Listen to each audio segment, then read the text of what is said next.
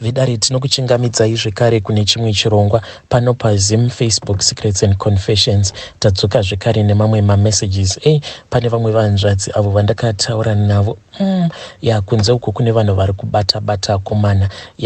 Vanhu vanoita zveurombwa havana kana zororo uye vanoita zvinhu zvinonyadzisa, zvinhu zvinotyisa. Ndakataura navo vanzvadzi vedu ava for a very long time. Vakandiudza dzimwe nyaya dzinotyisa. So message iyo yavakatanga kunditumidzira hanzi ndauyawo nenyaya yangu iri kundinetsa. Inini ndiri mudzimai akaroorwa, but pandakaroorwa mukoma ndainge ndichitoriwo pwere chaiyo mwana mudiki. Ndakangotangawo kungoita musikanzwa nemukomana wandainge ndichidanana naye ndokubva ndazobatira pamuviri. Saka vabereki vangu nevabereki vemukomana wangu vakabva vazonegotiata, vakabva vazoricha an agreement, vakaona kuti there was no need yekuti vange vachisungisa mukomana wangu, because inini ndainge ndatovaudza kuti kana mukangomusungisa ndinozviuraya, because ndaimuda. Nanhasi uno ndinomuda murume wangu, but dambudziko ndivamwene vangu mukoma vakagadzira vana vavo, ende hakuna kana anoti nyo pavari kumhuri yekwavo. Aiwa, hakuna kana anokwanisa kuti bufu. Chavanenge vataura ivo mukoma ndo chinonzi ngachiitwe.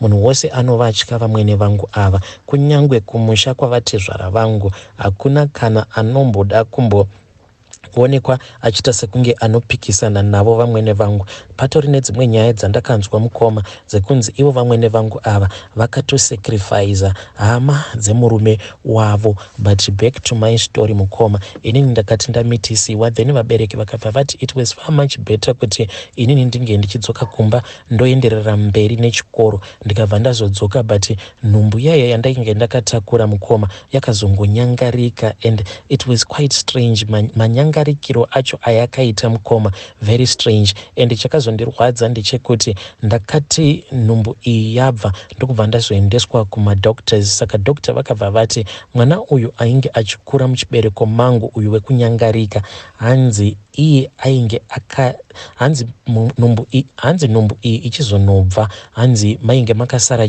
chiwoko chake mwana uyu. So I was very traumatized mukoma, ndichiudzwa zvinhu izvi ndichitoendeswa kutheatre. It was the most painful thing kuziva kuti ruoko rwemwana wako uyo akanyangarika rakasarira muchibereko mako. Then the whole process was done, ruoko rwemwana rukabva rwazobviswa, and I was so much hurt mukoma. Ndokubva ndazongoramba zvangu ndichienda kuchikoro. When I came of age ndakabva ndazoendeswa kumurume wangu. I thought kuti by the time yandinenge ndapedzawo chikoro murume anenge ava independent, but ivo vanongoda kungogara vakaunganirwa nevanhu pamba pavo. Vamwene vangu havadi zvaizvo zvinoitwa, havadi kuita zvinoitwa nevamwe vabereki zvekuti mwana kana akura, kana ava nemukadzi unofanira kuti unge uchimurumura obva abva pamba. Vanongoda kungoti tirambe takagarapo pamba pavo apa mukoma, nekuda kwemhiko idzo dzavanoita. Ndingangoti kubva ipapo mukomanashi pandakabva pamuviri,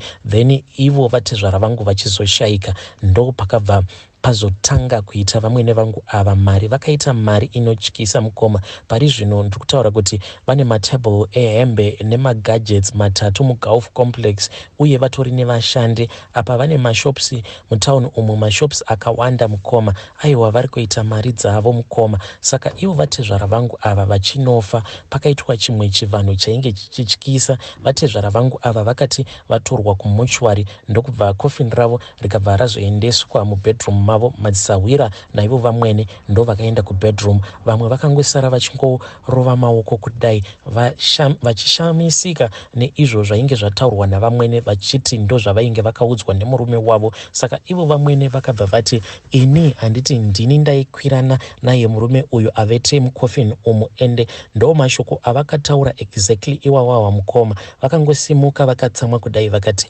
handiti inini ndini ndaikwirana naye munhu uyu arere mucoffin umu. Saka kana ndanga ndiri ini ndaikwirana naye, then you have to know kuti inini ndine zvimwe zvinhu zvaaindiudza zvaainge asingakuudzii imimi hama dzake. Vanhu ndokubva vatongorova maoko paya vakati kubva itai zvacho zvamakaudzwa nemurume wenyu, but ndoke kutotangawo kutonzwa kuti munhu anovigwa akatarisa pasi. Isu tinoziva kuti munhu kana achivigwa anovigwa akatarisa mudenga. Saka vamwene vakabva vati ndezvekwenyu izvo, endai ikoko kwamakazvinzwa. Pano ndinoita kuita zvandinenge pano ndichaita zvandakasiya ndaudzwa nemurume wangu. I am going to honor his wishes. Ndokubva coffin ratakurwa nemadzisawira vakabva vazonoisa coffin riya mubedroom navamwene vangu. Then ndokubva tazongonzwa zvichinzi hanzi vatezvara vangu vakazoshandurwa vakabva vazotaridziswa pasi. Kubva vatoenda vakanovigwa vatezvara. Mukoma vatezvara vangu vakavigwa vasina kutarisa mudenga asi vakatarisa pasi. Kubva ipapo vamwene vangu tainge tava kungonzwa zvichinzi vaenda kuTurkey, vabuda vaenda kuChina, vabuda vaenda kuBotswana. Mari zvayo mari vanayo mukoma zvekuti kana inini zvangu ndinotoona kutoti inini murume wangu there is no need yekuti ange achishanda because amai vake vane mari. Inini hangu ndasvikawo pakuneta nezvandinopota ndichiitwa navo vamwene vangu ava. Saka zvinoitika ndezveizvi mukoma. Vamwene vangu one day vakangondidana mubedroom mavo. Ndakati ndaendamo mubedroom mavo mushure mekunge vandisheedza vakabva vatanga kupopota vachiti ivo vainge vaudzwa nemurume wangu kuti inini handigone chikapa. Ndakabva ndanyara vakabva vati that is the reason as to why mwana wangu achigara achingopopota panapa, haugoni chikapa kai iwe. Saka pandakavarakidza kuti ndainge ndisitomborina kana chandinoziva nedzebonde idzi mukoma, then ivo vakabva vazoti uya pano. Ndokubva vandiradzika pamubhedha mukoma. Ndakabva ndaradzikwa pamubhedha paya, then ivo vamwene vangu vakabva vazokwira pamubhedha vakati chimbondirakidza kuti unogona here kukoirira murume wako. Ndakabva ndanyara vakabva vanditi ita mhani, ndiri amai vako ini. Saka ndakabva ndatanga kuitawo sezvandinongoita kana ndiine murume wangu. Vakabva vaseka vakati zvauri chivutsi, hauna kana chaunoziva iwe. Saka vachitaura kudaro mukoma vainge vachitoya pamusoro pangu vachitonditi unodai ugodai. Apa ndainge ndangotarira kusaidi ndava kunyara. I was feeling uncomfortable neizvo zvandainge ndichiitwa navo vamwene vangu. Pasina kana nguva mukoma ndakabva ndaona manje kuisa gumbo ravo pamusoro pegumbo rangu zvekuti rimwe gumbo vainge vakarisimudza, then ivo vainge vakwana pakati pemakumbo angu awa zvekuti sikarudzi yavo nesikarudzi yangu zvainge zvava kutogumana kudai. Then ndopa vakabva vati ndikuda kukurakidza, ramba tambisa chiuno chako. Ndakangoramba mukoma ndichingotambisa chiuno changu. Saka ivowo vakabva vatanga kutsimbirira sikarudzi yavo kuti inge ichitsimbirira pasikarudzi yangu. Ndikatonzwa zvainge zvava kutondinakidza. Vakaramba vachingoita zvinhu izvi mukoma kuzotonosvika vachizonoprodusa neniwo mukoma ndikabva ndaprodusa. Saka vamwene vangu vakangoti vapedza kudaro ndokubva vatobuda zvavo vakatoenda. Saka inini ndakangosara ndakangorara mubedroom mavo ndichizvibvunza kuti what exactly happened mukoma.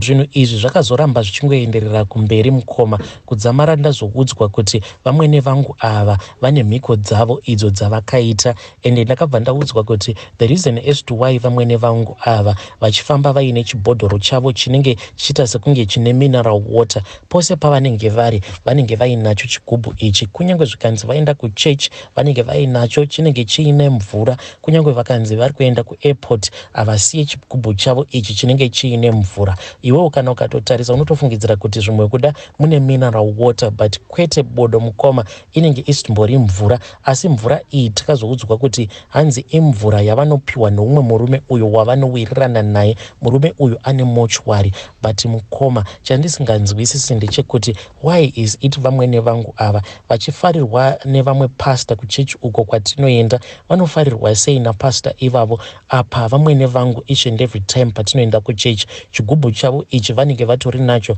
muhandbag.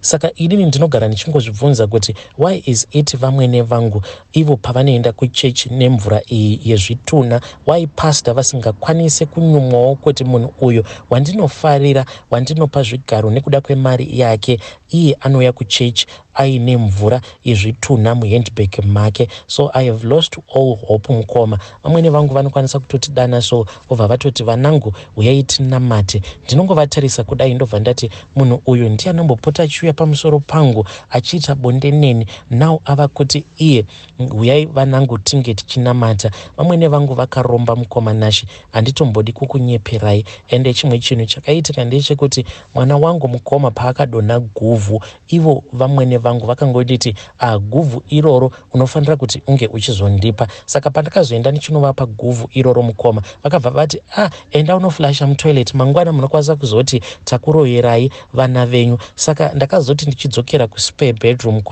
spare bedroom yandinoshandisa sebedroom inini nemurume wangu, ndichida kuenda kunotora guvhu riya rainge radonha remwana wangu. Mukoma ameno kuti guvhu iri rakaenda kupi. Ndakangosvika rise simo mumba, ndikabva ndati mama, guvhu riya handicharioni. Ivo vakabva vati zvina kana basa, tiri maKristu isu, izvo zvokuti guvhu remwana raenda kupi hatina kana basa nazvo. Vakangoti zvimwe kuda makonzo, pamwe ratorwa negonzo. Saka vamwene vangu ava mukoma ndo zvavari kundiita izvozvo, but I was rescued mukoma because ndaisipota ndichinwiswa mvura idzi dzezvitunha, but after ndazombodzokera kumusha ndo pandakabva ndazoudzwa kuti vamwene vangu ivo vanotondishandisa pamabusinesses avo. Saka ndakabva ndazongozvidzikinura kubva kwavari vamwene vangu ava. But the problem is my husband, murume wangu haasi kuda kuita move out of his mom's house, and iye chikonzero chekuti ange achibvapo pamba pavamwene vangu ava hapana, because tinochengetwa mukoma.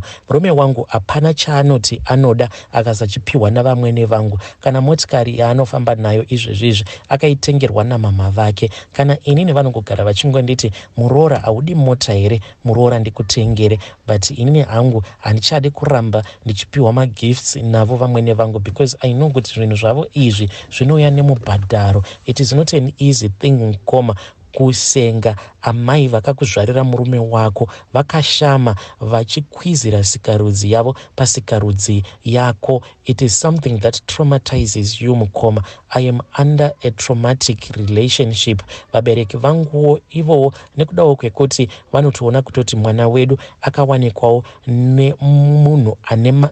Ivo vabereki vangu havanawo basa. Ivo vabereki vangu vanongonditi gara, Mwari ndo vachakuchengetedza. But the reason as to why vachiti gara mwanangu, Mwari ndo vachakuchengetedza, it is because vamwene vangu ava ndo vari kutoendesawo masiblings angu kuchikoro, zvekare ndo vari kutochengetawo amai vangu. Dai vanga vasiri vamwene vangu, kana nzara ingadai yakapinda mumusha, amai vangu havachatombozivi chinonzi nzara. Makuseni vanotomukawo vatopreparewo heavy breakfast masikati kuzonosvika usiku vanenge vachingodya. Kunyange zvikanzi nhasi mama vakati handina kana chikafu, vamwene vangu kana ndikangovaudza, amwene vanotosacrifice kutoti motikari inge ichisimuka kubva mutauni inge ichienda kumba kwedu isusu, inge ichiendesa grocery, because ivo she knows kuti she is taking advantage of me. Vamwene vangu vanoita kunge lesbian mukoma, and this has been giving me sleepless nights, kuti kurara naamai vakandizvarira murume apa ndorara futi nemurume wangu. It just traumatizes me. Please post for me. Kana mukazopostawo chingondizivisaiwo ndinge ndichizoteverera mucomment section. Vedare ndo message iyo yandakatumidzirwa ichibva kuna vahanzvadzi vedu. Saka ndanga ndava kubatanidza nezvimwe izvo zvavakazondiudza after she had sent me the first message. Asi zvakangoma hazvo vedu we. Please ngatitaure naye mwanasikana uyu mucomment section. Zvinorwadza, zvinodzimba mwoyo. Regedzai tibva taenda panyaya yedu inotevera. Nyaya yedu inotevera yakamira sekudai so. Hanzi makadi zvenyu mukoma Nashi, ndinokumbirawo kuti munge muchindiposterawo nyaya yangu makavika chitupa changu. Inini amai vangu vainge vari maid, baba vanguwo vainge vachishandawo mugarden. So ndakati ndauya kuno kuSouth Africa ndokubva ndazotanga kudana nawo nemukadziwo anobvawo kumhuri, at least vanhuwo vari bo. Ndokubva ndatangawo kungopinzwawo madhiri kuzosvika taita mari. Aiwa, ndakabva ndaita rombo rakanaka, tikabva tatotanga kutogara zvakanaka inini nemukadzi wangu. Iye akangonditi mutupo wedu hausi mutupo wevanhu vanotambudzika. Saka inini kuva kwangu muupenyu hwako ndo kwakakonzeresa kuti iwewe unge uchizoraramawo upenyu hwakanaka, and for that I am very thankful. But dambudziko razondiunza pano handiziviwo zvimwe kuda ndini ndiri wrong. Pamwe ndini ndiri kunyanya kuita iya yavanoti micro management, but mudzimai wangu ndinoona sekunge anotrita musikana wedu webasa, anomutrita rafu. Iyewo anongoti ndo zvaakangokurawo amai vake achiona amai vake vachiita, because iye akangozvarirwawo mumhuri iyoyo yekuti from a very young age vainge vaine mamaids. Isusu hatina kana kumbogara takaita mamaids, saka ndakatozozvitangawo ndatokura. Saka ndinoshungurudzika mukoma nedzimwe nzira dzimwe dzandinoona mudzimai wangu achitrita nadzo maid wedu. Handitodi kana kutaura nzira dzacho dzaanotrita very rough our maid, zvimwe kuda anokwanisa kuzoteerera, but munoziva kuya kunonzi kumistreata munhu iyaya yavanoti dehumanizing another human being. Mukoma zvimwe zvishoma zvacho ndizvozvo zvekuti kana ari kuma-MP kwake anongosiya mapads ake, paanenge amasiya ndipapo, ende anoexpecta kuti musikana wedu webasa ange ari iye pick up my used pads iwawo. Saka zvinoita here kana kuti inini nekuda kwekuti amai vangu vainge vari maid, maybe I am trying to defend our maid because I see her as my own mother. So please assist me. Ndoita say, am I micromanaging my wife too much? Hatisati edu tamboita a clash whereby I show her kuti ndinorwadziwa nemabatiro aanoita maid wedu, because I am scared kuti kana tikaita clash nyaya dzacho dzinozopindirwa nehama dzake. Saka ndinongoti kana ndikaona achishungurudza maid, I sometimes drive out ndobva ndambono have a fresh air, a breath of fresh air, ndozodzoka zvangu. Apedza kupopotera maid, anopopota kane mudzimai wangu, you have never seen her achipopota. Saka this pains me a lot. And mari mukoma yekuti maid tinge tichimuhoresa in time, yes tinayo, but hii handidi hangu kutaura zvakawanda. Dzimwe nguva maid anotonyeperwa kunzi hapana mari, yet mumba mari inenge irimo. So please assist me. How do I go on about this? Ndombogara here pasi nemudzimai wangu ndomuudza kuti inini ndinotarisira kuti maid wedu ange achimutrita nenzira dzakadai. So if I am wrong, you can also tell me, then ndobva ndangosiyana nazvo izvo zvekumuita micro management. Kuti unzi watrita maid wako nenzira dzakanaka, unenge uchimutrita sei? Please ndibatsireiwo, especially kune avo vakakurawo vari mazviri zvinhu izvi zvekuva nemamaids. Just assist me in the comment section. Hey, vedare ndo message iyo yandakatumidzirwa ichibva kuna mukoma vedu.